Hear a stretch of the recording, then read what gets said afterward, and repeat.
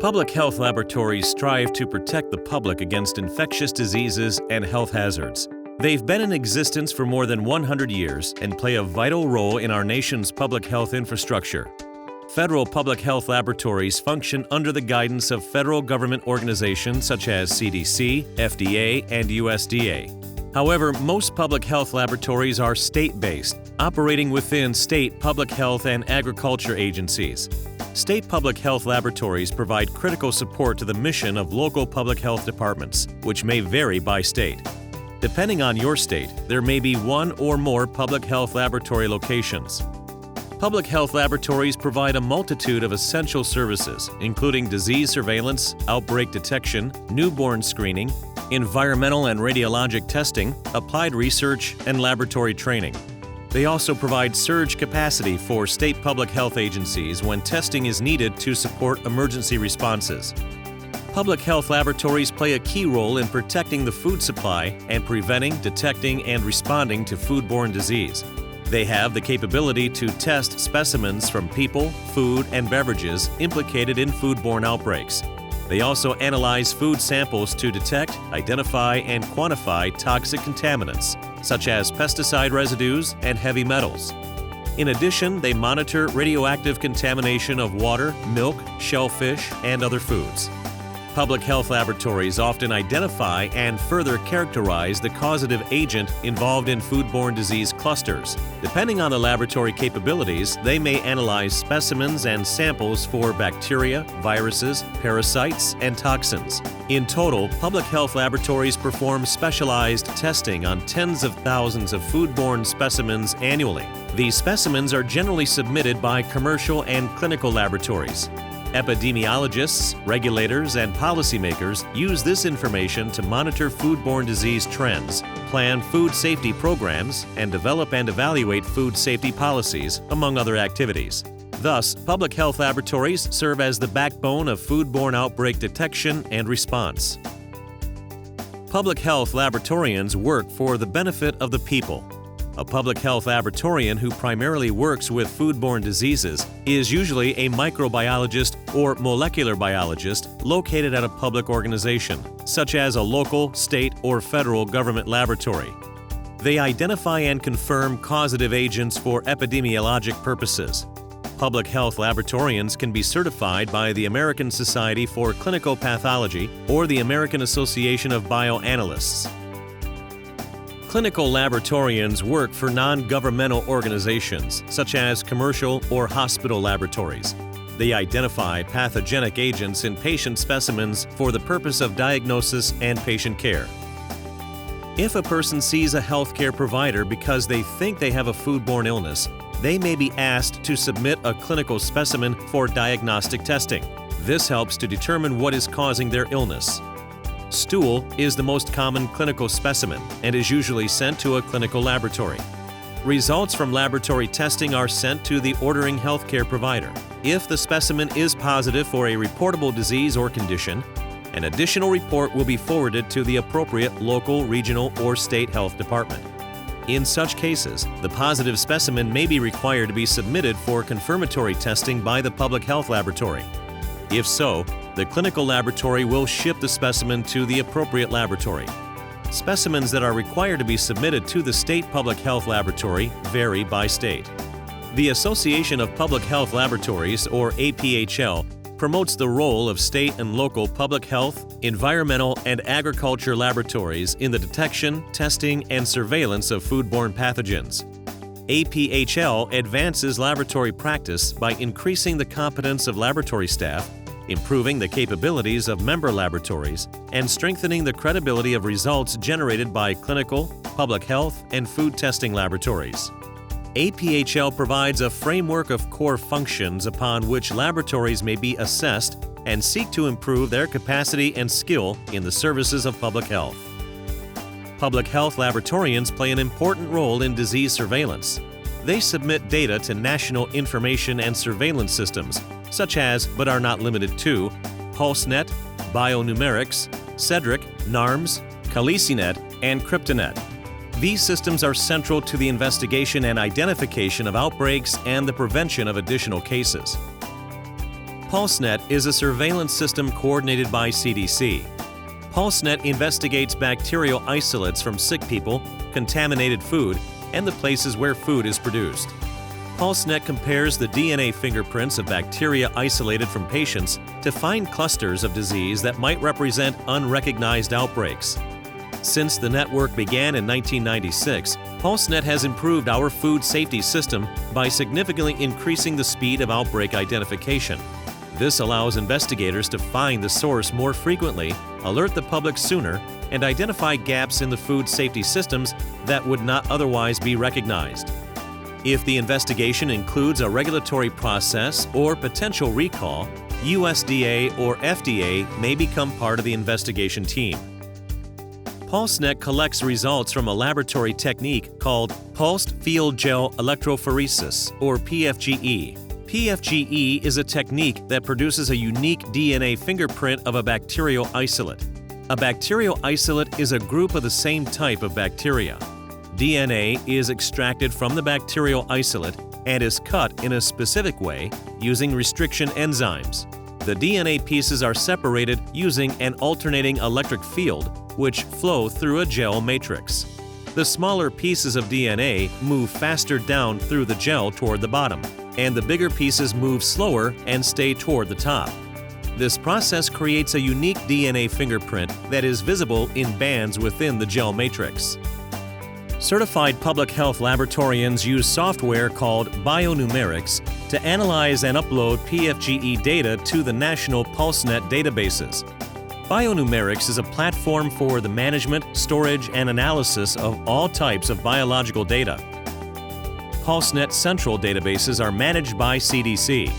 Managers investigate DNA patterns to see if they are appearing more frequently than the normal baseline occurrence. If a DNA pattern is above baseline, CDC managers work with state and local public health laboratorians and epidemiologists to investigate the potential outbreak. Bacteria that are submitted to PulseNet include Salmonella, Listeria monocytogenes, Escherichia coli, Campylobacter jejuni, Vibrio parahemolyticus, Vibrio cholera, Shigella, Clostridium perfringens, Yersinia pestis, and Clostridium botulinum. PFGE analysis varies by state. In general, state or local PulseNet laboratories identify clusters within their jurisdiction, and PulseNet Central identifies multi-jurisdictional clusters. PulseNet has 7 designated area laboratories available for training, troubleshooting, and surge capacity for the PulseNet labs within their region. PulseNet is committed to finding and using the best techniques to identify outbreaks. Currently, PulseNet is undergoing many changes because the network has added a new technology called Whole Genome Sequencing, or WGS, to its toolbox. Using WGS will enhance PulseNet's ability to detect and solve outbreaks faster and with more accuracy. Whole genome sequencing is a laboratory procedure that reads an organism's complete set of DNA, including all of its genes. WGS is a fast and efficient way to obtain high-level information about the bacteria using just one test. To further elaborate on the difference between PFGE and WGS, assume that one bacterial isolate is a train track. PFGE would identify one 2,000-meter-long train, which is like the DNA fingerprint. WGS would identify every single item of cargo in every car of the 2,000-meter-long train, which is similar to the entire DNA makeup of an organism.